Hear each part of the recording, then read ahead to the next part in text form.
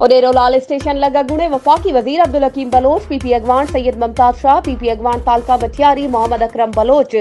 PP अगवान तालकी मथियारी इज्जत अली ब्रह्माणी ऐं ॿियनि जी ॻोठ हाजी शेर मोहम्मद बलोच में राडूने इतिहाद जे ज़िले काउंसिल उडेरो लाल स्टेशन जे उम्मीदवार शुएब बलोच वटि आमद, जिते शुएब बलोच, अब्दुल हकीम बलोच ऐं पीपी अगवाननि समेत मुख़्तलिफ़ बिरादरियुनि जे मोज़िज़ीन खे मान ॾींदे पीपी जे उम्मीदवार मोहम्मद अकरम बलोच जे हक़ में हथ खणण जो ऐलान कयो। उन मौके ते ख़िताब कंदे चयो त मूं पंहिंजे बलोच बिरादरी समेत मुख़्तलिफ़ बिरादरी जे मोज़िज़ीन खे इलाइक़े मुफ़ादनि ख़ातिर मान ॾेई करे मोहम्मद अकरम बलोच जे हक़ में हथ खंयो आहे ऐं असां सभु गॾिजी पीपल्स पार्टी जे नामज़द उम्मीदवारनि खे वोट ॾेई कामयाब कराईंदासीं।